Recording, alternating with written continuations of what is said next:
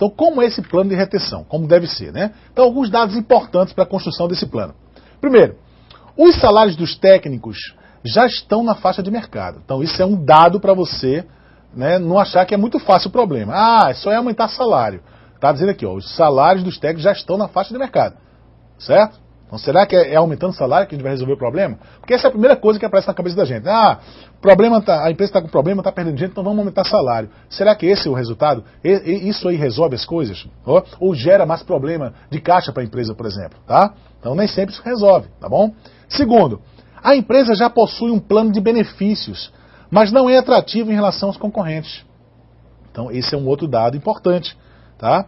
Nem só de salário, né, se motiva um funcionário, mas também de um conjunto, de um compêndio de benefícios, tá, de motivações, tá, okay, de envolvimento com o projeto que existe. E, por fim, também não possui estímulo à formação acadêmica. Então, nessa empresa que está sendo estudada, as pessoas não têm nenhuma motivação de fazer uma faculdade, uma pós-graduação, e nenhum incentivo também da empresa para isso. Então, a partir disso, desenvolva o plano a partir dessas informações, tá, gente?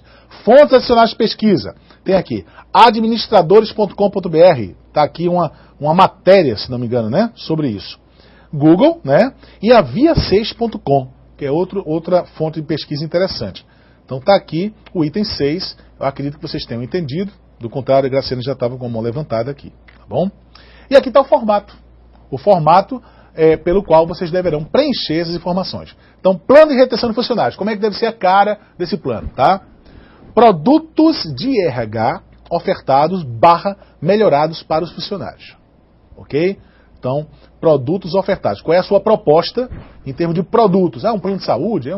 Certo? É um vale transporte? É um 15º salário? Certo?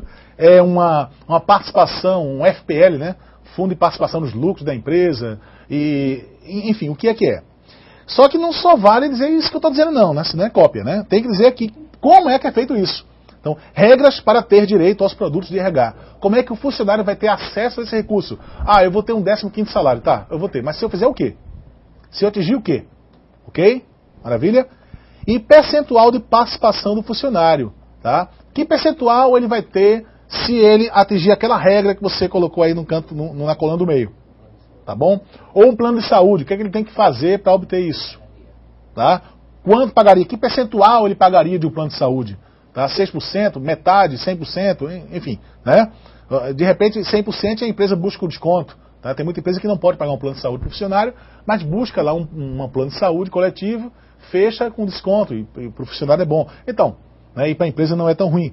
Então, tá aí um exemplo de como fazer. Ok, gente? Então tá aí o quadrinho que vocês devem usar para preencher isso. Tá? 7º item, tá? Até o 6º, tudo bem, né? Ok? 7º e último item, né, gente? A diretoria ouviu falar, aí quando ela ouve falar, você já gela, né? A diretoria ouviu falar que um psicólogo organizacional contribui com a melhoria do clima organizacional da empresa e com a melhoria dos resultados financeiros, a partir de projetos de valorização dos clientes internos e externos. Assim pediu a você para... Primeiro, efetuar uma pesquisa das áreas de atuação desse profissional. Segundo, levantar os tipos de trabalhos que ele poderá desenvolver.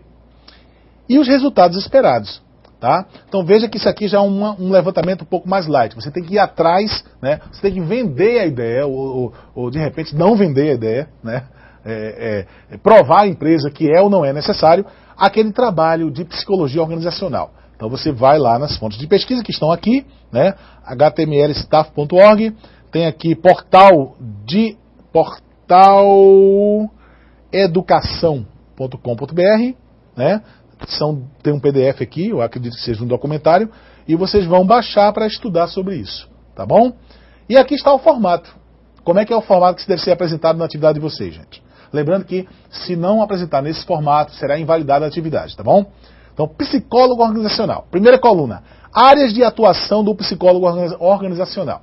Tá bom? Então, vocês vão colocar as áreas em que ele pode ajudar a empresa que vocês estão estudando. Trabalhos que poderá desenvolver.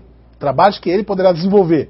Tá? Em cada área dessa, vocês colocam os trabalhos que ele poderá desenvolver. Resultados esperados dos trabalhos a serem desenvolvidos. ok? Então você fecha o ciclo aí, tá? Então, eu vou contratar um psicólogo porque é bonitinho ter o psicólogo da empresa. Não, não é aí. Né? Gente, lembre-se que todo e qualquer investimento que a empresa faça tem que ter um retorno. Né? Então nenhuma empresa faz nada simplesmente por fachada, para ficar bonito, para ficar bem na fita. Tem um cálculo de retorno sobre isso tudo. Né? Muitas empresas falam, não, porque a empresa tem responsabilidade social, ambiental, cultural, folclórica. No fundo, ela ganha alguma coisa com isso. Ela ganha isenção de impostos, redução de impostos, ela ganha concorrência, ela ganha certificação. Sempre a empresa tem que ganhar alguma coisa. Então, você não pode propor nada à empresa de vocês porque é bonitinho, porque é belo, porque está na moda. Tem que ter alguma justificativa para isso. Então, esse é o trabalho que vocês vão fazer aqui. Tá? Então, esses 7 itens são 7 proposições que vocês vão fazer à empresa de vocês. Ok?